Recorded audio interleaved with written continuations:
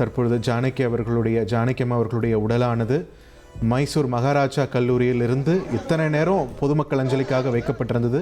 தற்பொழுது அந்த பிரத்யேக வாகனத்திற்கு கொண்டு செல்லப்பட இருக்கிறது. இன்னும் 1 மணி நேரத்தில் இறுதிச் சடங்குகள் தொடங்க இருக்கின்றன.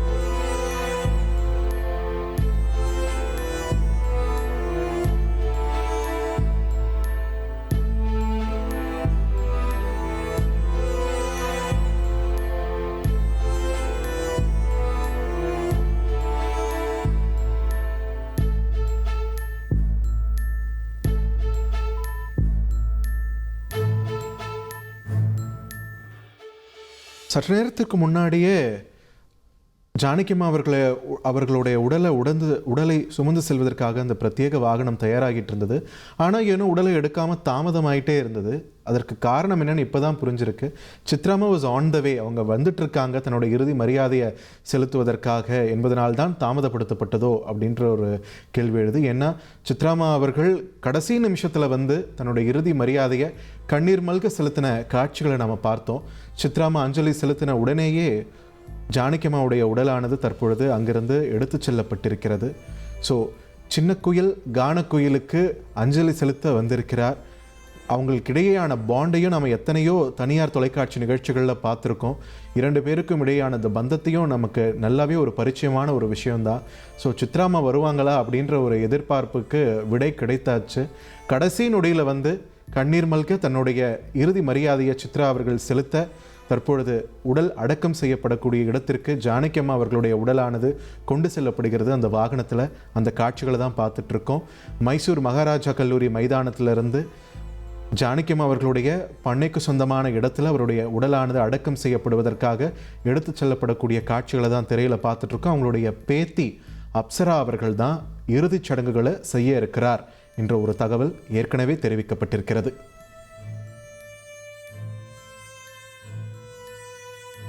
இங்கேயோ ஆந்திராவில் ரேப்பல்லின்ற ஒரு கிராமத்தில், ஒரு சிறிய கிராமத்தில் பிறந்து வளர்ந்து சென்னை மாகாணத்துக்கு குடிபெயர்ந்து சென்னையை தளமாக கொண்டு இயங்கக்கூடிய எல்லா மொழி படங்கள்லையும் தன்னுடைய குரலால் தன்னுடைய இசையால் ஒரு முடிசூடா ராணியாக ஆட்சி செய்து வந்தார். 80கள்லையும் 90கள்லையும் ஜானகி அவர்களுடைய இசை வல்லமையை தமிழகம் மட்டும் இல்லை, ஒட்டுமொத்த இந்தியாவுமே இழந்து நிற்கக்கூடிய ஒரு தருணம் இது ஒரு 3வது மனிதர்களாக தொலைக்காட்சி ஊடாக காட்சிகள் ஊடாக பார்க்குற நமக்கே இப்படி ஒரு நெகிழ்வான ஒரு தருணமாக இருக்கிறதுன்னா, அவங்களோட பழகி அவங்கள நன்கு அறிஞ்சவங்க, அவங்க குடும்பத்தார் என்பதை தாண்டி அவங்களோட பணிபுரிஞ்சவங்க, அவங்கள குருவாக ஏற்றுக்கிட்டு துறையில் சாதித்தவங்கன்னு அவங்களுடைய மனநிலையில் என்னவா இருக்கும் அப்படின்றதுக்கான காட்சி உதாரணம் தான் சித்ராமாவோட கண்ணீரும், சுஜாதா அவர்களுடைய கண்ணீரும், மனு அவர்களுடைய கண்ணீரும். விஜய் பிரகாஷ் மாதிரியான இளம் தலைமுறை பாடகர்கள் கூட எஸ் ஜானகி அம்மா அவர்கள் மீதான மரியாதையை எந்த அளவுக்கு வெளிப்படுத்தினார் அப்படின்றதையுமே கூட இந்த நேரலையில் நம்ம பார்த்துட்டு தான் இருக்கோம். ஸோ ஒரு மிகப்பெரிய சகாப்தம் முடிவுக்கு வந்திருக்கிறது.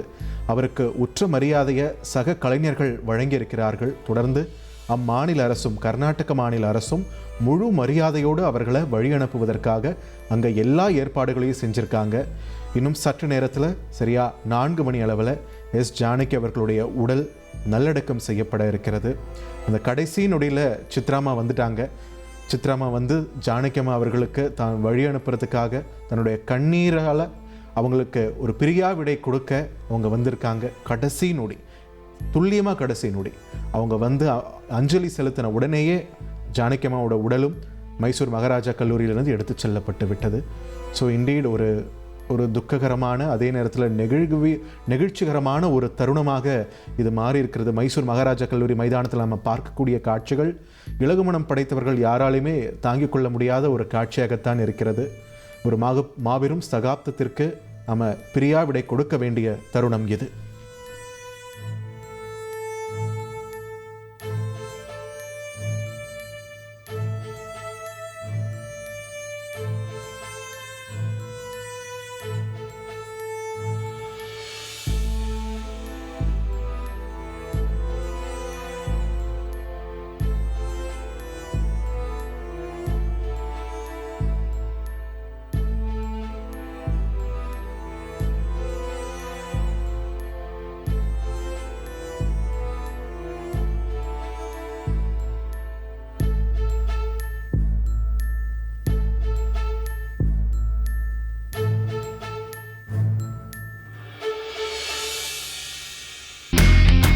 இனி செல்லும் இடமெல்லாம் செய்தி. தந்தி டிவியின் வாட்ஸ்அப் சேனலை ஃபாலோ பண்ணினா செல்ல இருக்கும் இடமெல்லாம் செய்தி. இதோ QR கோட் இப்பவே ஸ்கேன் பண்ணுங்க, ஃபாலோ பண்ணுங்க.